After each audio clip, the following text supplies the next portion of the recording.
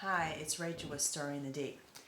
In this video, I want to go in a little bit more about Adam and Eve and how the resurrection of life starts with them. And in 1 Thessalonians 4, starting in verse 14, it says, "For if we believe that Jesus died and rose again, even so God will bring with him those who sleep in Jesus." So those are those that have died, but they trusted when they died that Christ, that Spirit, would resurrect them and bring them into life. And so they had that hope of Him being their redemption, their salvation, their wisdom, their righteousness. Okay?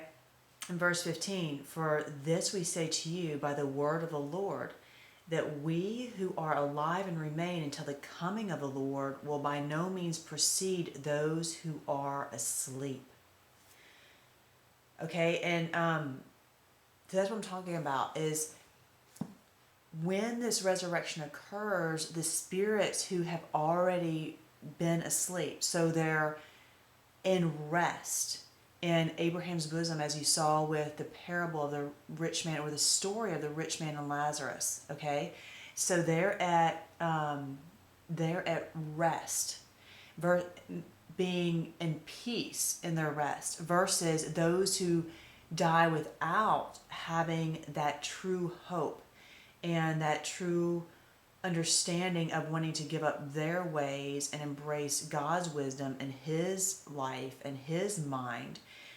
Those had gone to Hades, okay, and they are in a place where there is unrest. So in their soul there is a state of unsatisfaction, and where it seems in that story of Lazarus and the rich man, where they can see Abraham's bosom, they can see the peace, but they can't attain it. There's nothing that they can do. There's that big gap. Okay, so they're just in that state of, in their spirit, of just an emptiness and an unsatisfaction and a discontentment. They're not at peace. All right, so these are the ones who are asleep, who did die in that hope. And the first ones to resurrect is, that I truly believe, is Adam and Eve. Okay, and because they're like the plug, right? And in terms of the Spirit of God coming into the earth, and when they were misled, they let in evil into this world, the lying spirit that's created all kinds of havoc. That's what lies do. But sorry, I have a cat hair on my face. But then what they're going to do in the resurrection is that those are the first to resurrect. And I'm going to show you some verses about that. And that's God's love. He imagined, many people have thought about Adam and Eve and what their journey must have been like, is that they were living and walking with God in the perfection in the Garden of Eden. They had these glorious bodies. And when they fell, they understood what they did. Okay, they understood now that the curse that they had brought into the world, but God was going to redeem them, and God showed it to them in Genesis 3. So let me go back there real quick and show you. In Genesis 3, verse 15, it says, "And I will put enmity between you and the woman," talking about the serpent, that lying spirit that was in the garden, "and between your seed and her seed. He shall bruise your head, and you shall bruise his heel." Okay, so here you have an overlay of truths in this verse. Okay, one is between his seed, which is the sons of disobedience, those that follow the sway of the evil one, which are under the lies and deception and manipulation, that they take those lies as truth and live by them. Okay, versus her seed, which would ultimately be, and you see that in a very physical sense, right? People that walk after disobedience and unrighteousness and lawlessness. Then you see her seed, which would ultimately be Christ, right? But he came through her seed, through that lineage, ultimately, right, from Adam all the way to Christ. You can follow that through in the Bible, in the physical form, but it's also spiritual, meaning she gave birth to that spirit, that living spirit that would ultimately actually redeem her and Adam, because they were one. So it's an amazing thing. And so for her to first have that spirit and resurrection, right, of Christ's spirit in them, in Adam and Eve, then she through that would be able to spread that and give that spirit to the world. Because where two or more gather, that is where God is. And if he is here, that is life, and it grows. He grows, he spreads, he is love.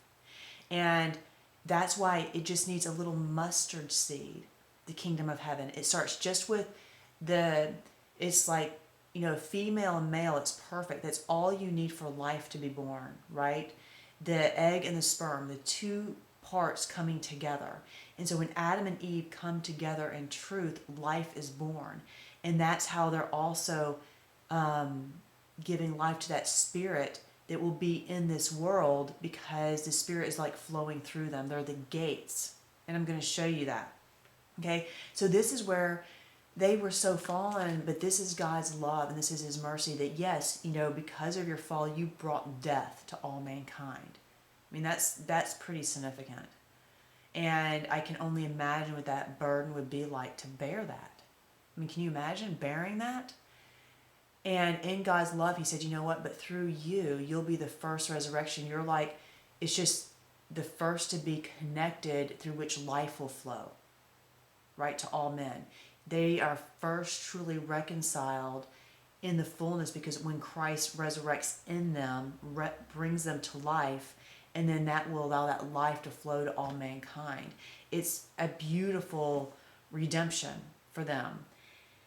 And so this is why you see that promise in the beginning about his seed and her seed, right? And it's that physical sense, but it's also in the spiritual sense, because she's called the mother of all living, right? Which is in verse 320. And because it will be from that Christ spirit flowing through her and Adam into the world. And those are, so now you see this two, and you see two a lot in the Bible, right? Where two or more gather, there I am. The two witnesses, the two cherubims over the mercy seat of the Ark of the Covenant.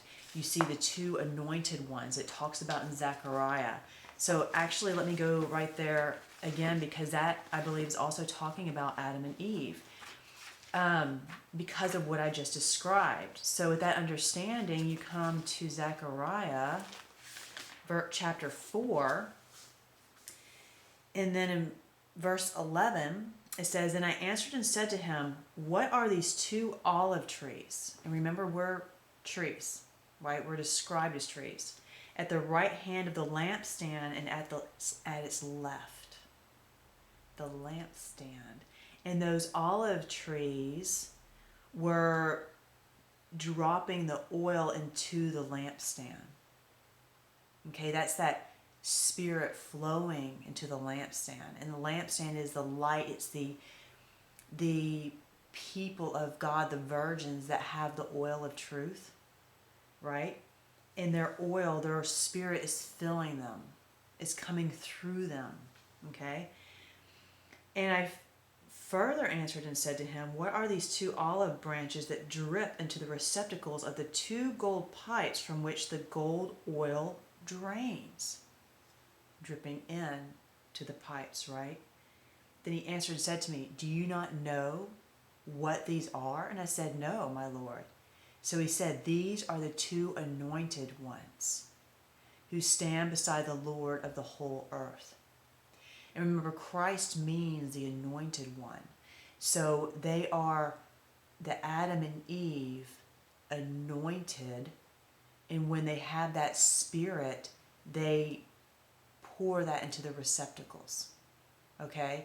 Of that spirit. It's showing again in a different way, in a different analogy, how they receive the oil, the spirit of truth, the spirit of Christ, and then they fill the lampstands, they fill the other people.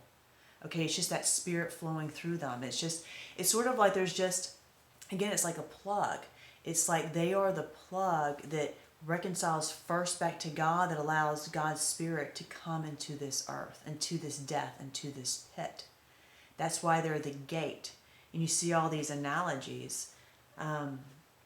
Okay, so I think that is very significant about the role that they're playing. And then you read in Mark 10:40. So let me go there. And obviously, I know there is a lot to this. Okay, so this is just kind of a rough outline, but you have to start somewhere. It says in Mark 10, in verse 40, because they were asking about wanting to sit on the right and the left hand in his glory. Okay? And he said, but to sit on my right hand and on my left is not mine to give, but is for those for whom it is prepared.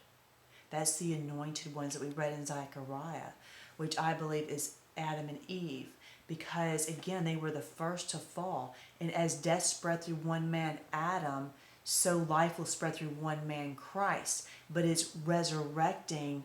It's about this creation being redeemed by being filled with the Spirit of God, and it's going back to the beginning and redeeming the two so that the life can flow through them. It's the ultimate redemption. It is absolutely amazing. Let me see if I have anything else. Okay, so another part of this that I wanted to share with you was about their garments. Okay, so when they fell, remember in Genesis 3, it says in verse 21, also for Adam and his wife, the Lord made tunics of skin and clothed them. So they were in some form, right? But when they fell, they put on death. You know, in this flesh tent, as we know it now, it dies. You know, every day you're going toward death. It's the tomb, it's the grave, it's death. That is not how Adam and Eve were originally created. So they put on these skins, and what they do is they shed these skins when they're redeemed, meaning you're shedding the fallen nature, the flesh, the corruption, the curse, all of that, death.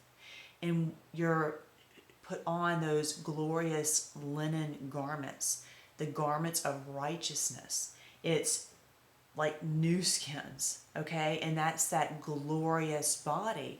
And that's what you saw with Jesus, where when he was resurrected, you know, it was hard for people to recognize him. So they did, but they didn't, because he had this new glorious body in which he was raised. And that was a type of what we would become. So we could see what was in store for mankind.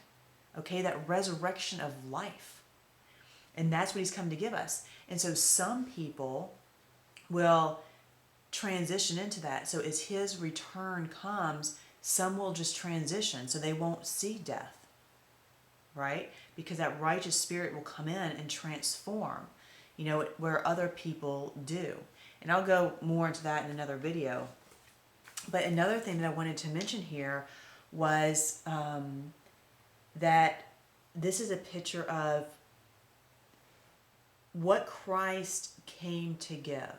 Okay, and this is what he gave to all of us. And it's sort of like Adam and Eve are just kind of like the first ones, right? There's just, in the resurrection, they're like the very first. And then there's an order that proceeds after that. And that's where you have the 12 thrones on each side. So the 24 thrones, and then those are ruling. It's just the layers of how God's establishing his kingdom, how his light and his word is going to spread among people. And it's showing that people come to awareness in life at different times, but eventually they all will. And you see this analogy in the tree of the mustard seed. So you have the seed, the male and female component, which brings that, and that's all you need for love to be there.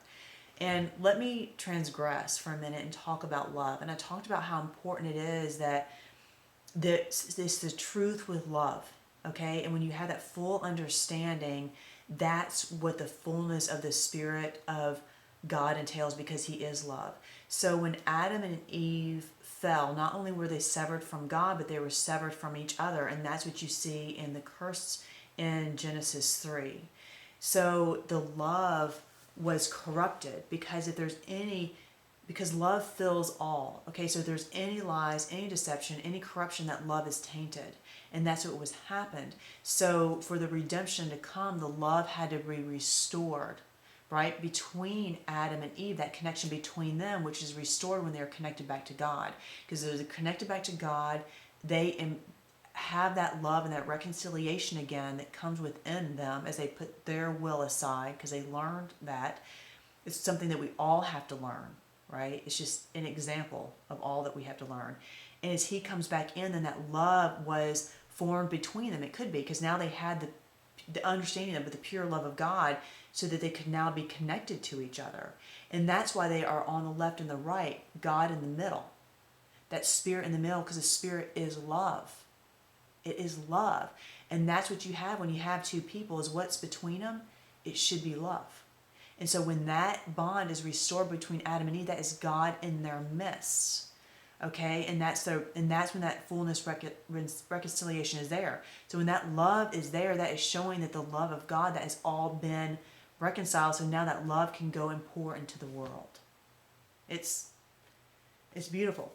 So this analogy, again, it goes back speaking about the kingdom of heaven and how it comes as a mustard seed, right?